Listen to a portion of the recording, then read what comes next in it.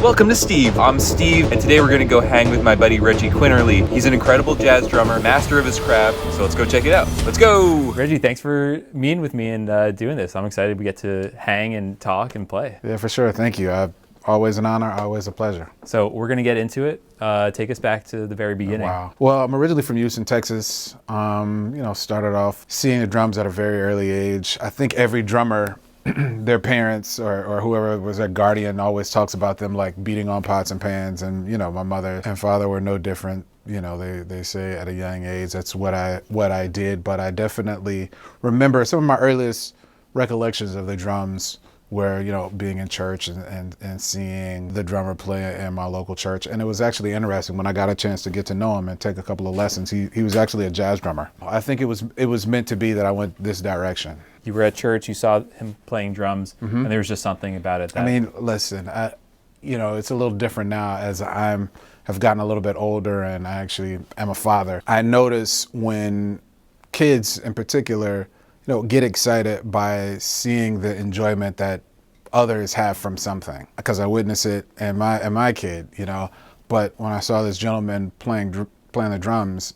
there was a certain excitement, exuberance that radiated, and kind of found its way in me. And I was just like, wow, this would be really, really interesting to pursue. And very fortunately, my parents nurtured that and paid for all of the lessons. So It was beautiful. When I was about 8 or 9, I had very formal lessons.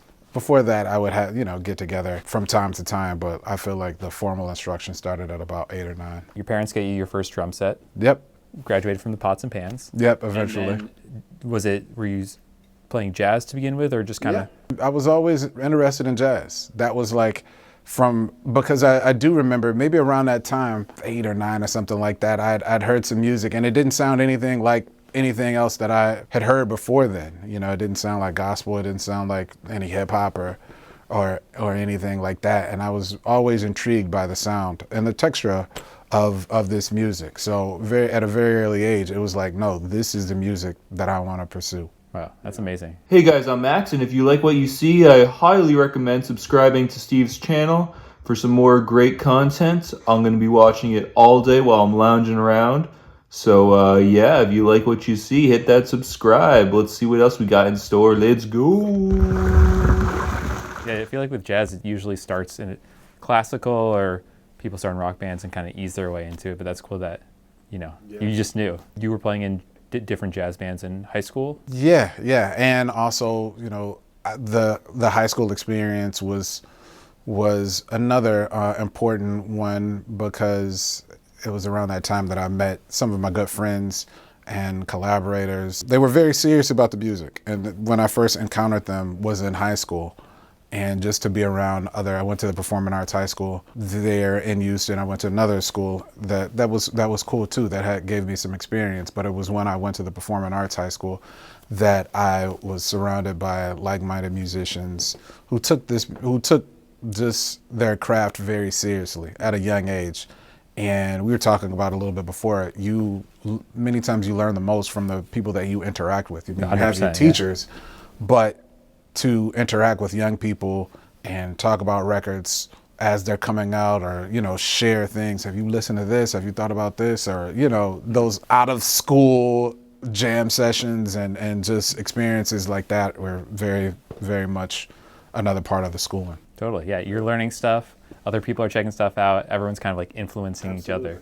So, okay, who were the drummers that you were kind of really starting to get into around this time in high school? People like Lewis Nash, Kenny Washington, Greg Hutchinson, Jimmy Cobb, someone who I was able to meet all of them. My good friend Kendrick Scott is a great drummer and composer who I've known for a very long time. Eric Harlan was another person who I got a chance to kind of know. He's from Houston, but I always looked to him. Chris Dave was another great one. I mean, there's so many great musicians. Where does life take you after there? First opportunity after graduation, I went to the New School in New York. I had been in New York a couple of times before then. That's how I knew that I wanted to go. Okay. Because I had come up there a couple of times before, I was just like a fish in water, and I was just going all over and seeing places and, being influenced by all of the music and musicians that I could really kind of check out. Mm-hmm. I love that about New York. It's just the energy, the fast pace. It's just Yeah. always go, go, go. And I Yeah. feel like that influences people's everyday lives. Absolutely. The music, the art. Everybody is kind of going at their own pace, but it's very kind of fast paced. And if you move slow, you're in somebody's way.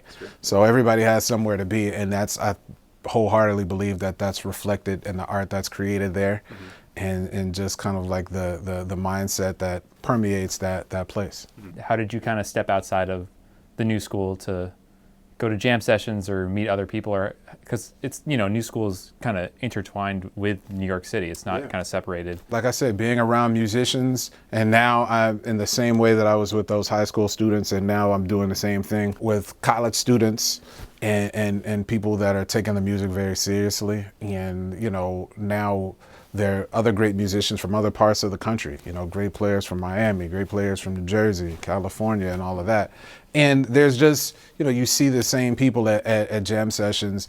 A lot of it is just kind of, I would say, putting aside your fears, kind of harnessing your energy and not being too critical about, what it is or where you're at and what you kind of have to share at that particular time, because, we can really kind of get in our own way. But it's about just going there and being a part of the experience, opening yourself up to it, seeing the journey for what it is. There's no session that is going to make you or break you. It's just a continuation of a set of experiences. There's no leading up to this one moment. And whatever happens after this, that's what happens. Someone who's just moved to New York or thinking about moving to New York, studying jazz or kind of wanting to get involved in jazz, like what advice would you have for them to kind of, looking back now, to explore more of it?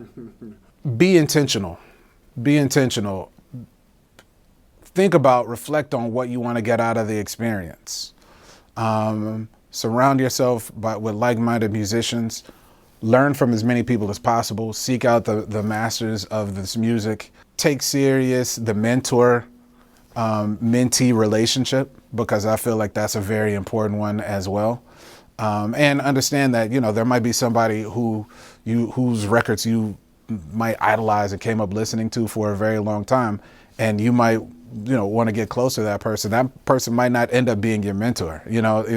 Person that you might meet them, you might get to know them on a different level, but it might be somebody else who ends up being the person that kind of directs your outlook on your time. I mean, I would say all of those things really kind of boils down to connectivity. Mm-hmm. Who were some mentors kind of while you were in New York that really showed, were helpable for you to? I think Louis Nash was an important mentor. Jimmy Cobb, Ralph Peterson was somebody. I mean, when I say this, I'm talking about people who were very forthcoming with their time and the information. Good friends like Robert Glasper was someone who was a couple of years older than me, who definitely looked out in a lot of ways. Jason Moran is another one who's also from Houston, who looked out on some things. So yeah. You want to show some stuff on the drums that you might have kind of picked up, like different mentors that were showing you? I mean, it all finds its way. It all finds its way.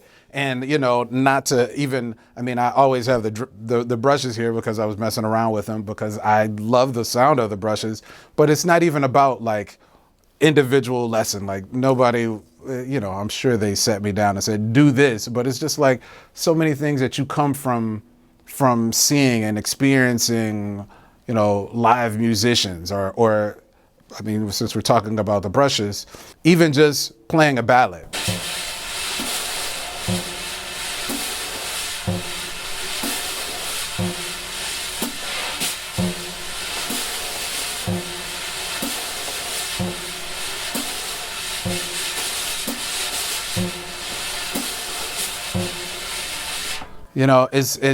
It's those kind of things, and seeing how different musicians interpret the time. How do they fill up the sound, or when they choose to fill up the sound, or when do they try to, when do they explore the sparser possibilities of rhythm, all of those kind of things. I feel like the brushes, people can spend a lifetime. Absolutely. It's its own thing. What would be more of an up-tempo kind of approach? Okay. So you can think about it like this. Well, I'll do it.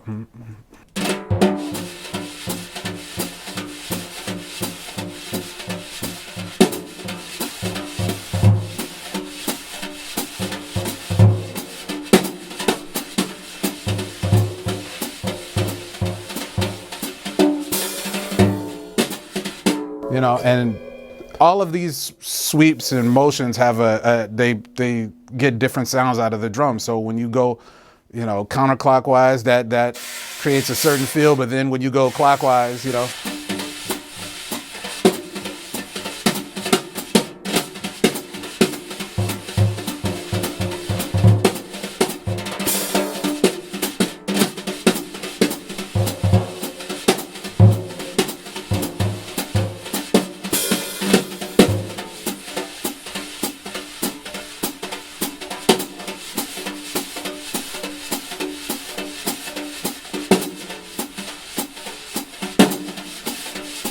You know, it's just Pocket. yeah. It's like just the snare itself. That's, you know, it's all just locking in the pocket there. Yeah. Who are some people that the goats of the brushes? Like I said, Kenny Clark, Joe Jones. Joe Jones, it was one of the slickest to ever do it. Ed Thigpen, Vernell Fournier.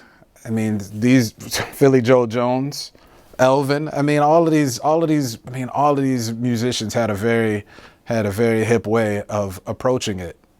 And yeah, I've studied so many of them and how they approach the instrument. Yeah. So what was that transition like? You know, you're playing as a sideman for other people's sessions, gigs. Yeah. Is there a moment that you kind of clicks in your brain and you go, okay, it's my time? Sometimes just life has a way of presenting itself, unfolding in a way, and many times you just have to submit to the bigger picture and allow yourself to be uncomfortable. Because I mean, I definitely remember saying that I would never record something. I would never record under my own name. You know, it's a losing endeavor. You know, why would I do it? But I did it. You know, after you do it one time, then you think about, well, you know, what could I have done? What should I have done different? So every time it's just like, oh, trying to course correct. But there is no course correction when it comes to art. You know, you just find yourself making a different kind of picture, or finding a different kind of landscape. So that's what it is. And, you know, I feel very fortunate to record projects because it allows the art that is inside of me to then kind of come outside in a very permanent way.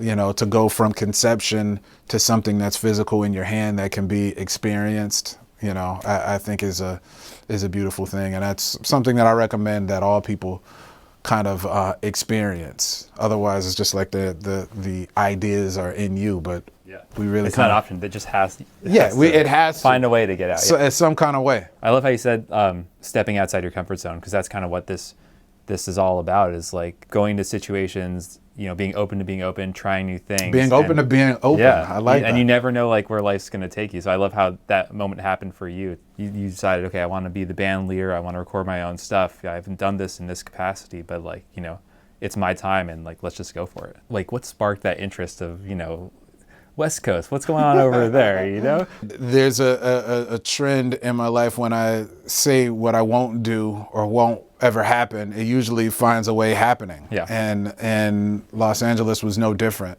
It just so happened that COVID 2020 shut the world down. My wife got the opportunity to accept a job out here. We had never thought of it. I had been out here maybe a couple of times, but you know, for music related things, playing out here. But I never thought that I would live here. I never really considered it. I thought that I was going to be on the East Coast and that was just going to be where my life was going to revolve around. But, you know, trying new things, being open to being open, you know, we just kind of made the move and I found ourselves here and meeting great people and interacting with a lot of great musicians. I think that we're just still very much getting started, even though I've been here for, you know, a half a decade at this point. Mm-hmm. What other things have you kind of been exploring on the drums, or, you know, because I'm sure new ideas kind of, or new things are always coming in and out. What's been on the current? Well, the current thing, I will say this, and then I we'll play something. Yeah. I have to say one of the most important ideas that I've ever had, and if I could tell myself something, this would be it, is to always try to document what I'm working on.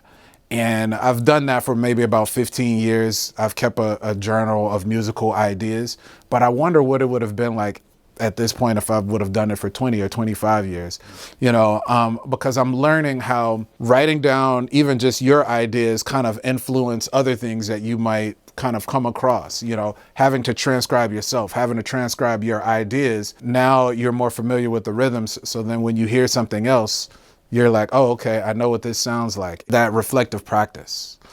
So now anytime that I go to the drums, I'm always trying out different ideas of things that I've looked at. So you know what? Now even we don't have any cymbals set up. Do you ever practice without cymbals? Yeah, I mean, listen, it's all rhythm. But my thing, and I think this is quite apropos in light of the passing of a great drummer by the name of Al Foster, to watch, witness, and experience Al Foster is to really see a master at work, because his thing would be to try to explore every aspect of the instrument. It didn't matter if it were the cymbals, the drum.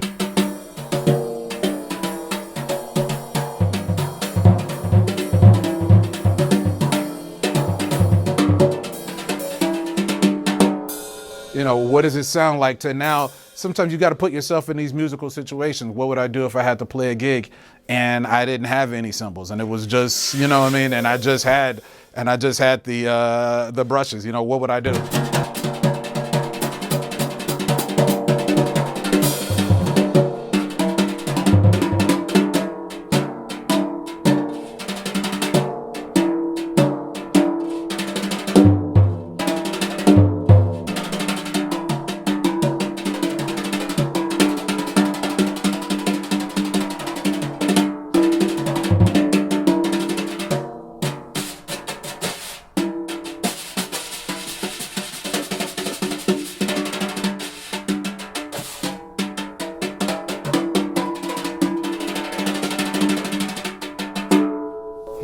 Just an example. And then, you got all kind of other things that you can do with sticks and mallets and...